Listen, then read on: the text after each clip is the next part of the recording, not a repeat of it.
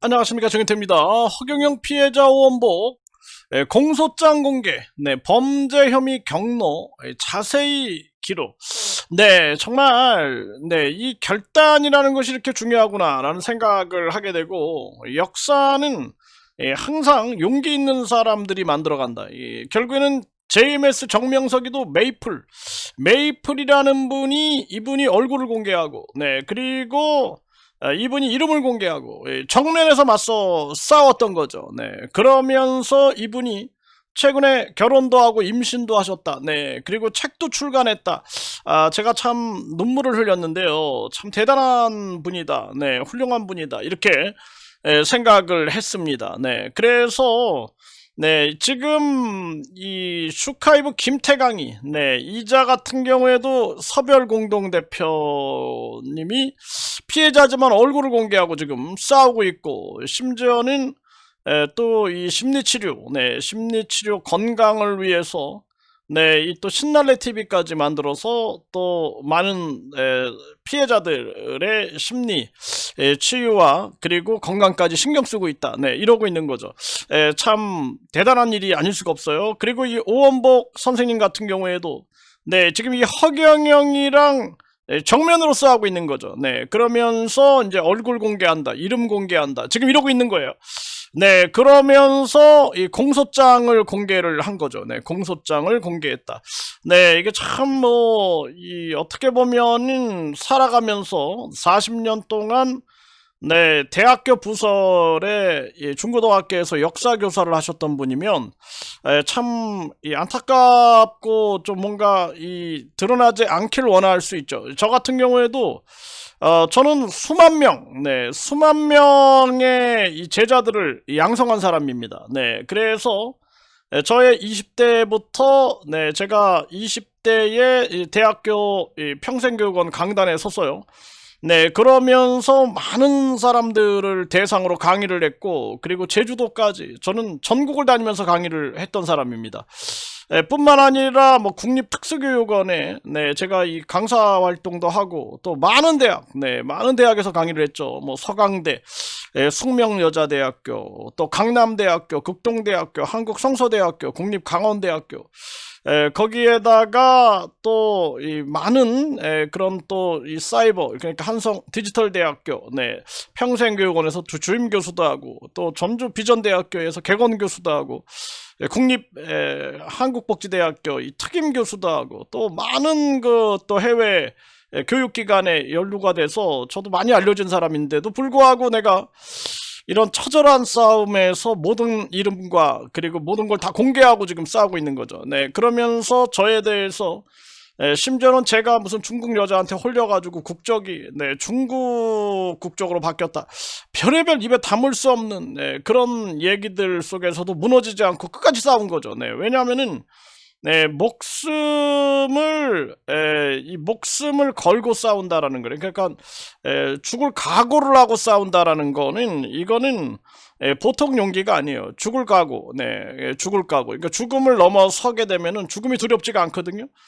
그러니까 죽을 각오로 싸울 수가 있는 거예요. 그러니까 죽을 각오를 가지고 싸우는 사람을 이길 수는 없어요. 이길 수는 없다.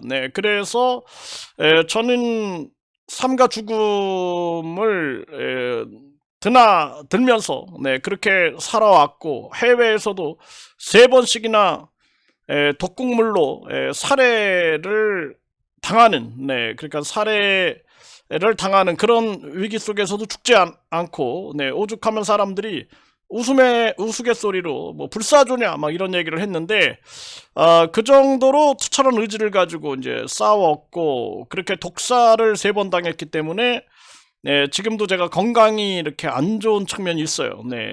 그래서 아주 강인한 의지를 가지고 살아왔던 그러한 삶의 경로가 있었던 거죠. 그래서 지금 이 허경영 피해자 오원복 선생님이 이제 공소장을 공개하고, 범죄 혐의 경로가 여기에 이제 자세히 기록돼 있고, 저는 뭐 요즘에 이거 대변 테러가 이제 유행이다 그래요. 그래서 대변 테러를 통해서 심리적으로 공격을 하는 거죠. 저도 대변 테러를 겪었고 뿐만 아니라 바이러스를 심어서 내 자료들을 다 날려버리는 그런 상황, 그런 상황들도 겪고, 그리고 뭐 한두 건이 아니에요.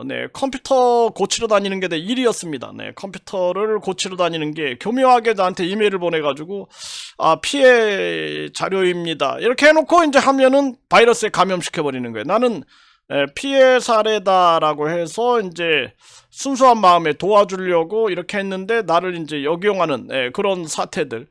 그러니까 뭐 컴퓨터만 해도 수도 없이 고치고, 그리고 뭐 노트북은 아예 저기 뒤에 있죠. 완전 망가져가지고, 이렇게 지금 방치가 돼 있는, 여기 노트북 있죠. 거의 방치가 돼 있는 그런 상황입니다. 그래서 그럼에도 불구하고 내가 길거리 방송을 통해서 투지를 꺾지 않았고, 그리고 컴퓨터 같은 경우에도 투지를 꺾지 않고 있는 거죠.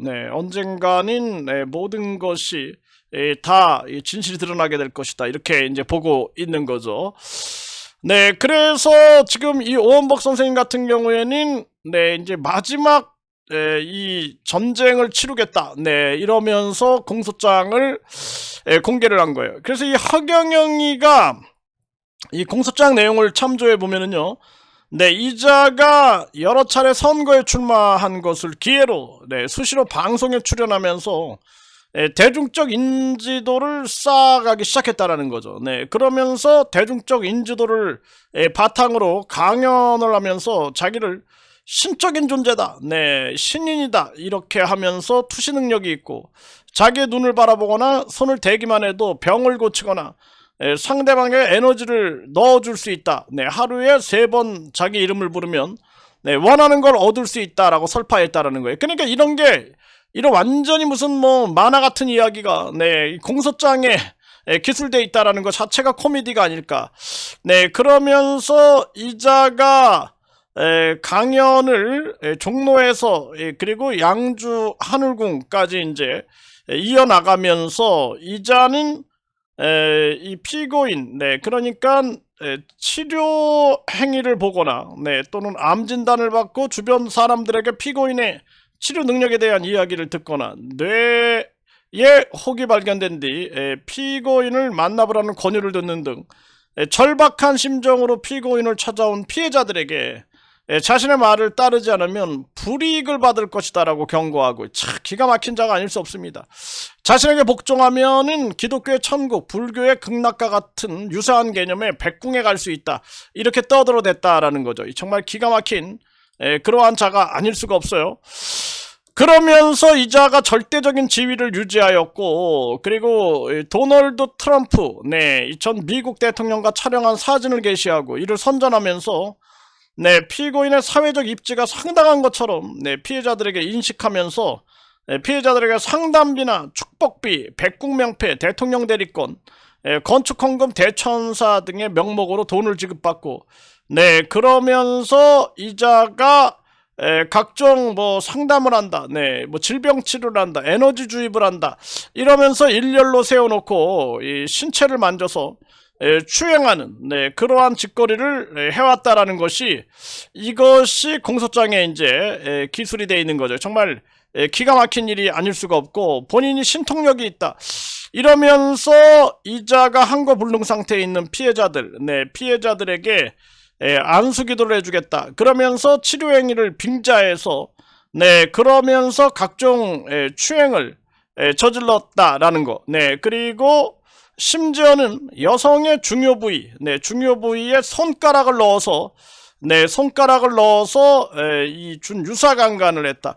그런데 이게 이제 여성분들이 손가락을 넣었냐 안 넣었냐에 따라서 이제 이게 준 유사강간이냐 또는 이제 이 강제 추행이냐, 요거로 갈리게 되는 거예요. 갈리게 되는데, 그런데 여성분들이 이거 말을 하기가 참 힘든 거예요.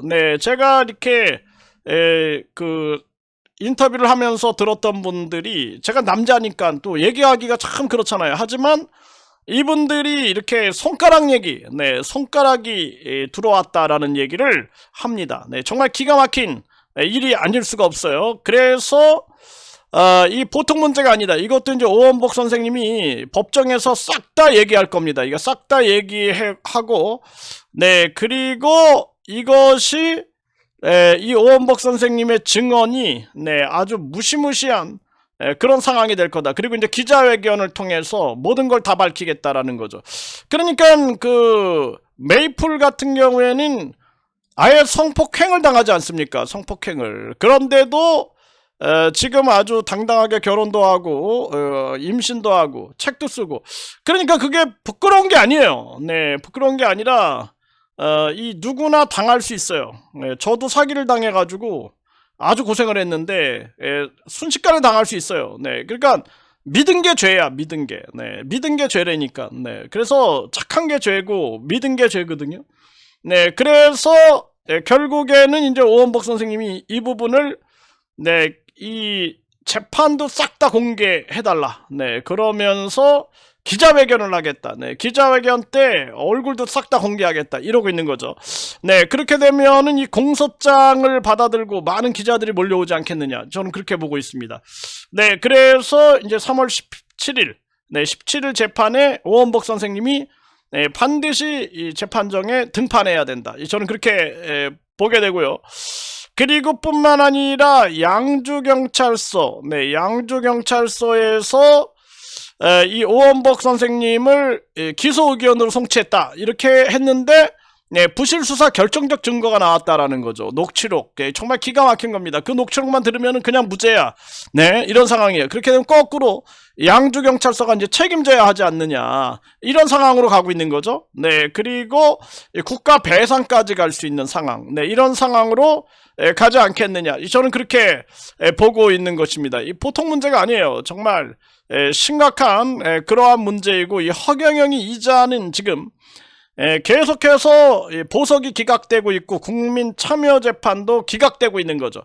그러니까 스스로 자기가 지금 어디에 와 있는가를 알아야 되는 거예요. 그리고 허경영이 뿐만 아니라 이 허경영 측근들, 특히나 이 허경영이를 비호하고 옹호하는 세력들, 이자들, 네, 지금 자기들의 형편이 어디에 와 있는가, 사면 초가인가, 네, 사면에서 초나라 노래가 들리진 않는가, 이거를 인식해야 하지 않겠느냐. 저는 그렇게 생각을 합니다.